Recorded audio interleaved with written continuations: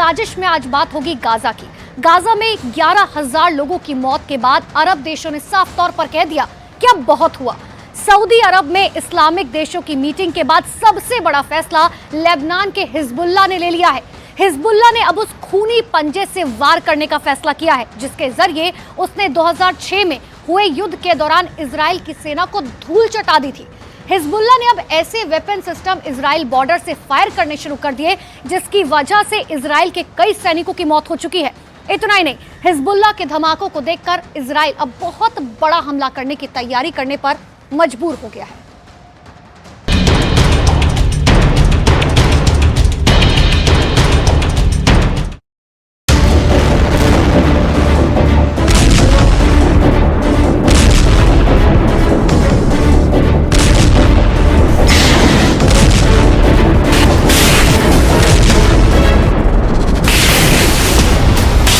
Hezbollah की नई warning को इजराइल को बहुत गंभीरता से लेना होगा। हिजबुल्लाह ने अपना पंजा दिखा दिया है। हिजबुल्लाह आगे क्या करने जा रहा है, इस वीडियो में उसके अगले एक्शन का साफ साफ इशारा किया गया है। इस वीडियो में हिजबुल्लाह का सबसे बड़ा सीक्रेट छुपा हुआ है।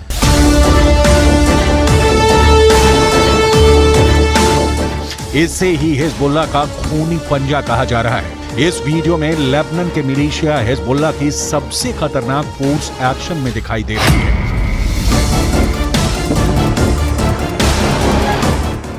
यह हिजबुल्लाह की ऐसी फोर्स है जिसे अभी तक हसन नसरुल्लाह ने छुपा कर रखा हुआ था, लेकिन अब इसका अंडरग्राउंड वाला दरवाजा खुलने जा रहा है। और अगर ये पूरी तरह से खुल गया तो समझ लीजिए कि इजराइल को बचाना अमेरिका के लिए भी मुश्किल हो जाएगा।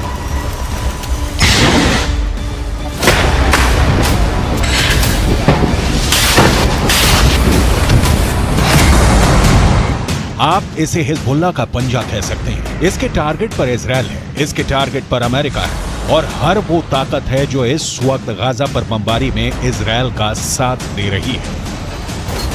हिजबुल्लाह के महासचिव हसन नसरुल्लाह ने अपने भाषण में ऐसी बात कही है जिससे साफ है कि फिलिस्तीन और इजराइल के बीच चल रहा युद्ध लंबा चलेगा। इसमें 10 गुना और मौतें होंगी। इसमें टारगेट पर अब ऐसे ऐसे ठिकाने होंगे जिसके बारे में सुनकर कोई भी चौंक जाएगा।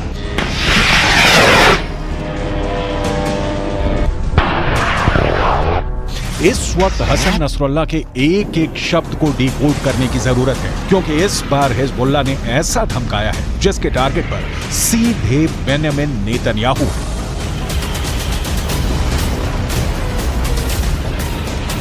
في الأيام القليلة الماضية موجة جديدة من التهديدات من نتنياهو، من جالنت، من جانيتس، من آخرين باتجاه لبنان، وسببه هو ارتفاع مستوى القلق باتجاه ما يجري في هذه الجبهة وارتقائها كما ونوعا وعمقا. طبعا نحن سنستمر في هذا الموقف، في هذا الأداء.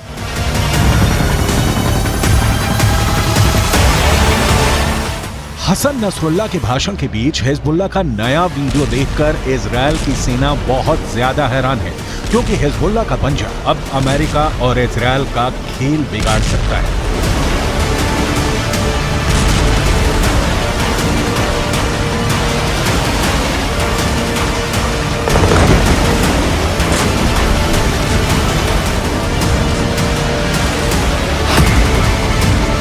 इस पंजे में हिजबुल्लाह की रॉकेट फोर्स है, इसमें हिजबुल्लाह का एंटी टैंक दस्ता भी है, हिजबुल्लाह के पंजे में स्नाइपर वाली गोलियां भी हैं, इसमें हिजबुल्लाह की स्पेशल फोर्स भी है और अब तक इसमें हिजबुल्लाह की सबसे खतरनाक और सटीक बैलिस्टिक मिसाइल भी शामिल हो गई है।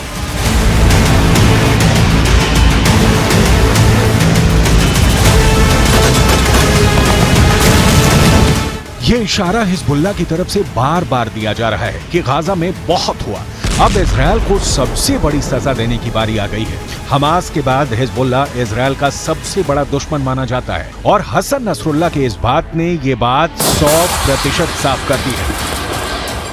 المطروح من المقاومة العراقية كما من اليمن كما من لبنان، إذا أردتم أيها الأمريكيون أن تتوقف هذه العمليات في جبهات المساندة، ألا تذهب المنطقة إلى حرب إقليمية، عليكم أن توقفوا العدوان والحرب على غزة. هذه هي المعادلة.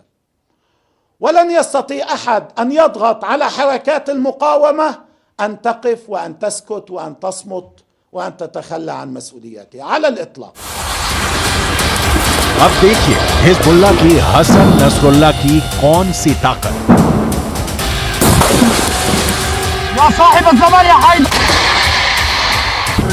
हिजबुल्लाह कैसे अटैक कर रहा है, इस वीडियो में साफ दिखाया गया है। दक्षिणी लेबनान में पहला धमाका और फिर कुछ सेकंड बाद हुआ दूसरा धमाका। यह लेबनान का गांव कफार किला है और यहां इजरायल ने जमकर बम बरसाए। यह इजरायल और लेबनान के मिलिशिया हिजबुल्लाह के बीच डायरेक्ट युद्ध है, जिसके शोले अब पूरी दुनिया को जला सकते हैं।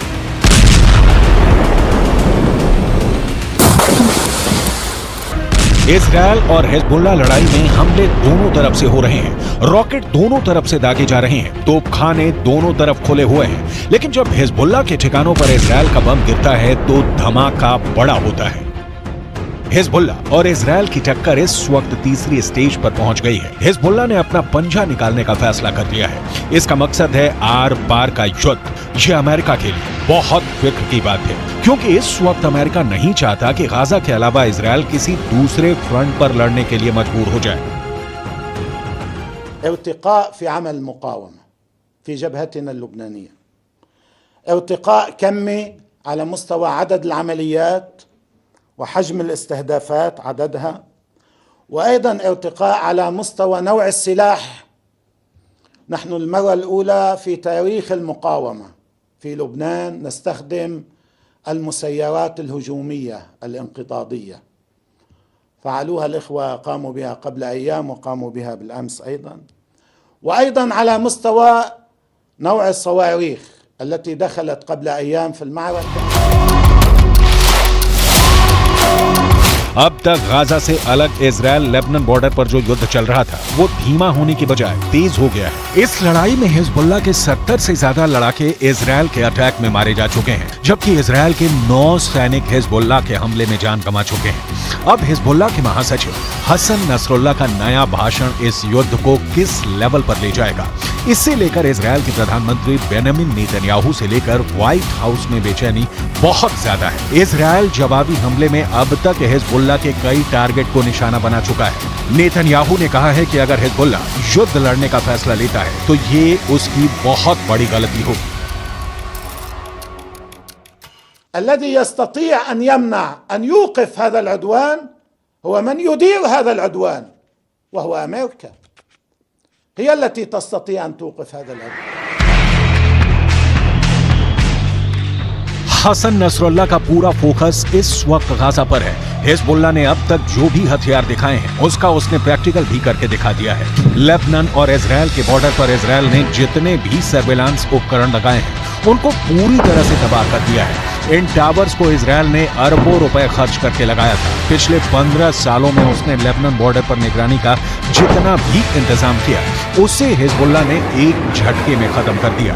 इजरायल का दावा है कि हिजबुल्लाह के पास 1.5 लाख से ज्यादा रॉकेट हैं और इन रॉकेट्स के निशाने पर उसके हाइफा और तेल अवीव जैसे शहर हैं। ये रॉकेट इजरायल पर गिरे तो इजरायल के 2 बड़े शहरों का काम तमाम हो जाएगा। التي نسميها البركان والتي تستهدف بها المواقع. البركان صاروخ زنة المتفجرات الموجودة فيه ما بين 300 كيلو إلى 500 كيلو، يعني نصف طن. لكم أن تتصوروا نصف طن من المتفجرات يقع على رؤوس المواقع الإسرائيلية في المنطقة الأمامية وفي الحدود.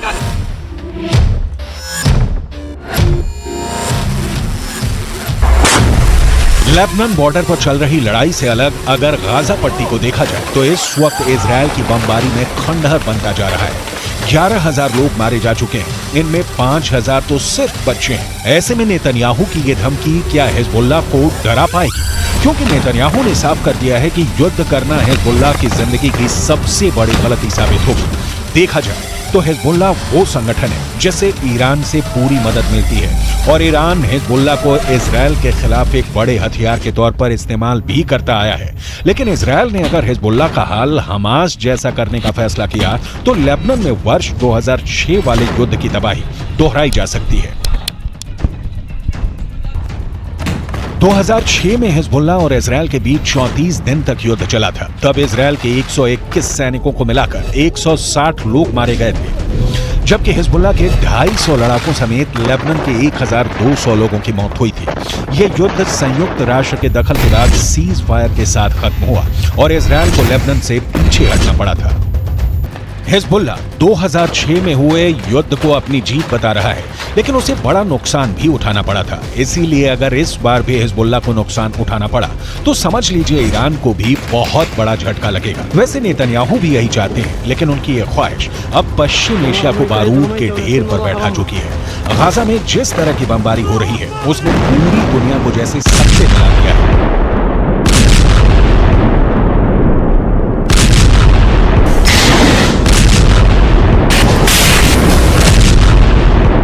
हजारों बच्चों की मौत को लेकर इजरायल इस वक्त कटघरे में है। हमास के चंद लोगों को मारने के लिए उसकी बमबारी में अब तक 11,000 लोगों की मौत हो चुकी है।